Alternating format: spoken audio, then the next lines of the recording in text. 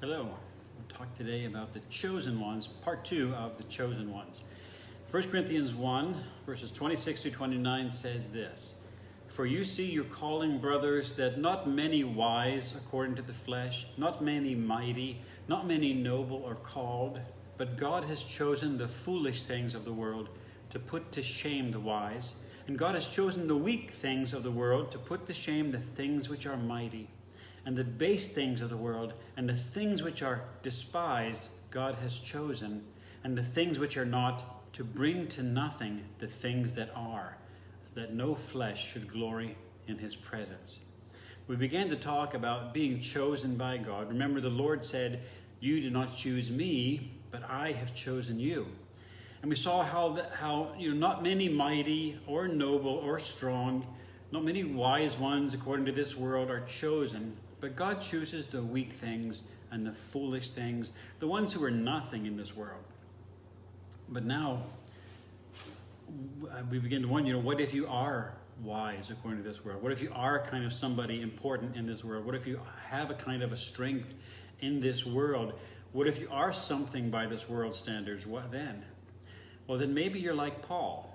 Paul was gifted with a kind of religious importance in Israel before he was a believer. He was considered to be intelligent and wise, at least in the religious culture of Israel. He was noble there. He was considered important there. Remember, he was known to be a Pharisee of the Pharisees. He was considered to be great among the Jewish leaders. So what if you are like that? Well, then the Lord will have to take some special measures to protect you from your pride, to help you understand your weakness. If you're like Paul, a man of unusual revelation, then the Lord may have to apply some special touches to your life in order to keep you safe and humble.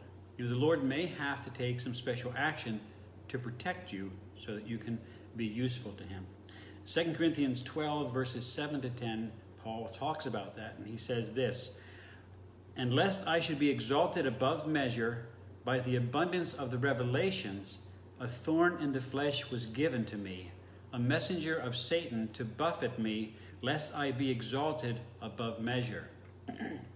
Concerning this thing, I pleaded with the Lord 3 times that it might depart from me. And he said to me, My grace is sufficient for you, for my strength is made perfect in weakness. Therefore, most gladly, I will rather boast in my infirmities, that the power of Christ may rest upon me. Therefore, I take pleasure in infirmities, in reproaches, in needs, in persecutions, in distresses, for Christ's sake. For when I am weak, then I am strong. So wow, Paul says, in order to keep me from experiencing too much pride, a thorn in the flesh was given to me. Something uncomfortable was put into my life to protect me from pride. A thorn in the flesh was given to me, given like a gift. It says given, like a gift, a present that would be good for me, or maybe given like a needed medicine. Even though the medicine tastes bad, it's a cure for the sickness, right?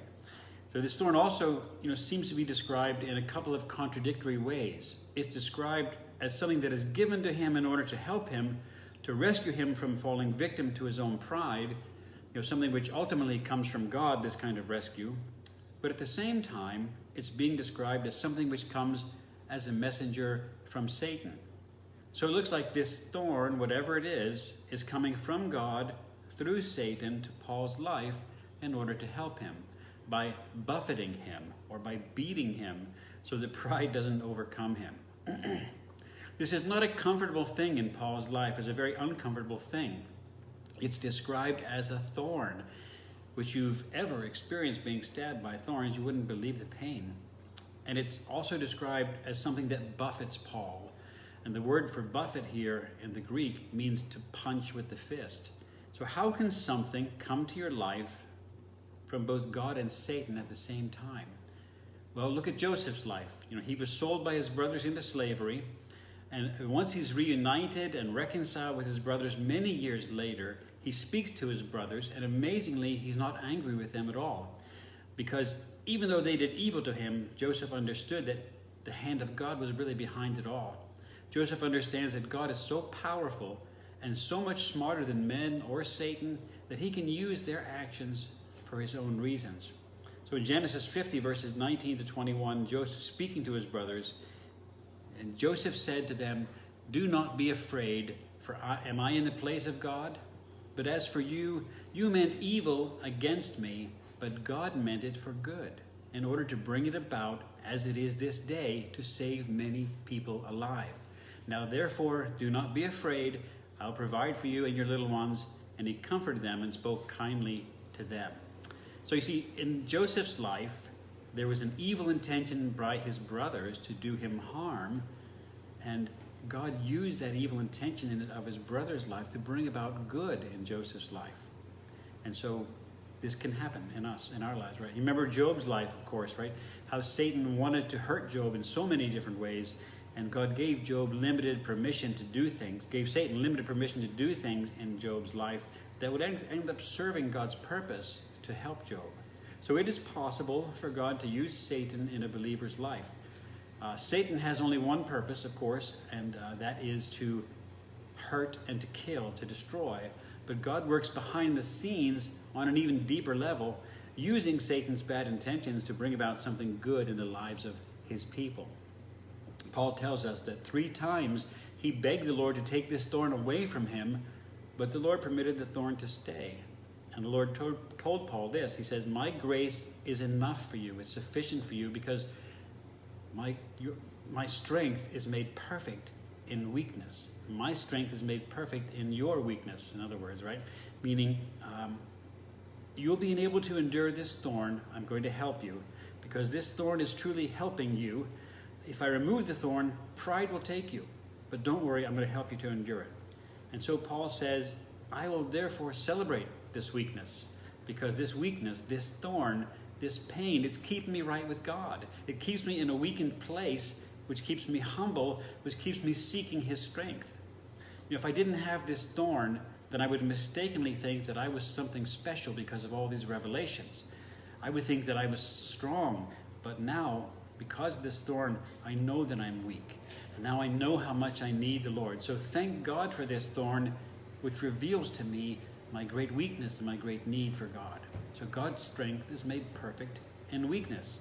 So the thorn is a blessing and a benefit in Paul's life.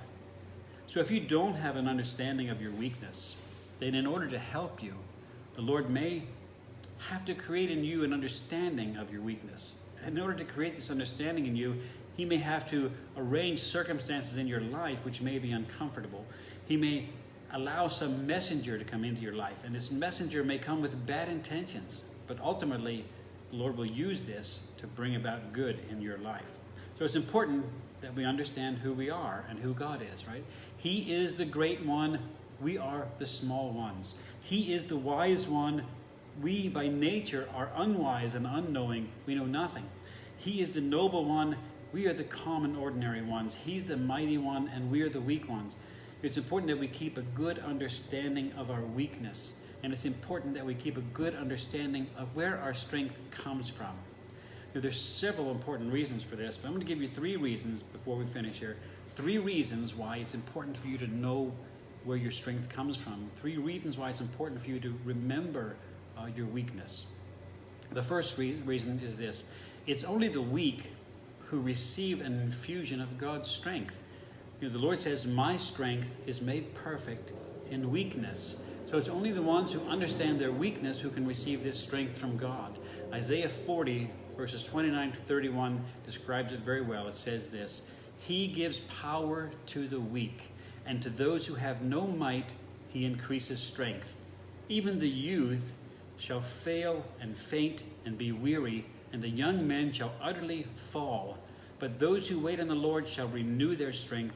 They shall mount up with wings like eagles. They will run and not be weary. They will walk and not faint."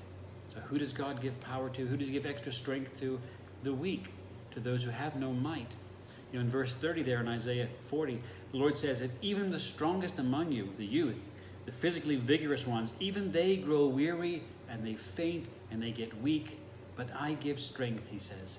I renew your strength so that you can do more than you ever could without me. God can make you fly like eagles, but only if you understand your weakness. Isaiah 40 verse 29 says, "I give power to the weak, to those who have no might of their own." It's only the weak who get this infusion of God's power.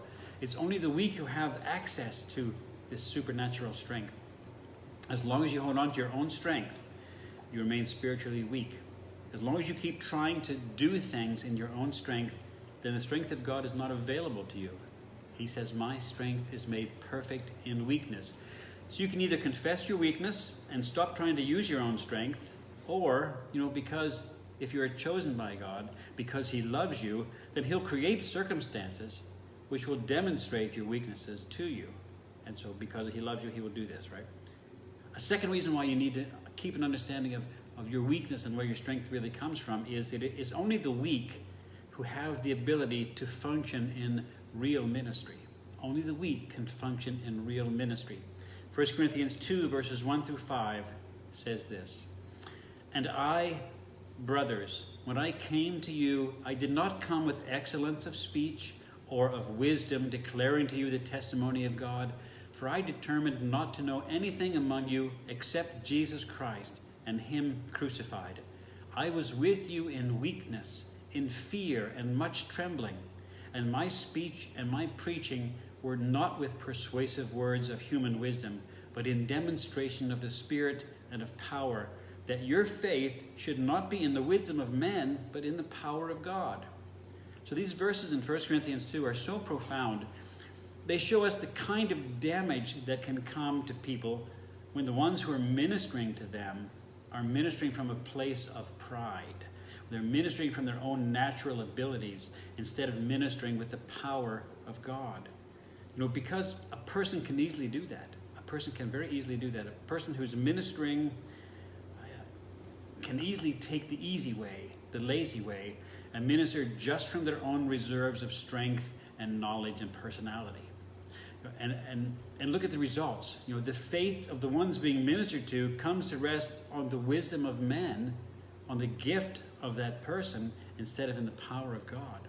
So if you dare to minister from your own strength, from your own ability, you'll move people's faith off of God and onto your wisdom and onto your strength. And you don't want to do that. Paul said, I did not dare to do this.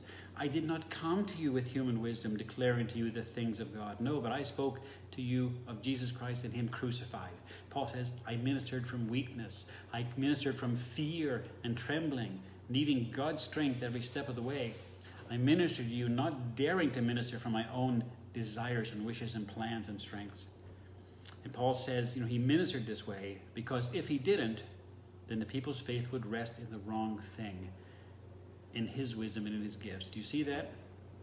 And the third reason why you must understand your weakness and understand where your strength comes from is that it is only the weak who will survive the judgment of God.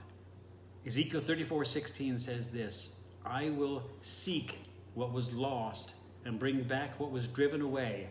I will bind up the broken and strengthen what was sick. But I will destroy the fat and the strong and feed them in judgment. It's the broken who will receive the eternal healing. It's the weak who will receive peace and comfort. But the fat and the strong, the ones who refuse the strength that comes from God because they trust in their own strength, they will face judgment. So remember, 1 Corinthians 1:26-29 says this, For you see your calling, brothers, that not many wise according to the flesh, not many mighty, not many noble are called, but God has chosen the foolish things of the world to put to shame the wise. And God has chosen the weak things of the world to put to shame the things which are mighty. And the base things of the world and the things which are despised God has chosen, and the things which are not, to bring to nothing the things that are, that no flesh should glory in his presence. So most of us who are chosen by God are from among the foolish things. We're from the weak things. We're the base things. Most of us who are chosen by God are the ones who are nothing in this world. But if there should be some pride in you that keeps you from understanding your weakness, that keeps you from seeing yourself as from among this group of people, then just wait. If you're chosen by God, then the Lord will help you to see your weakness. He'll help you to fight against this pride you have. And even if it takes a thorn in your flesh, whatever it takes, he'll do. God bless you guys. See you soon.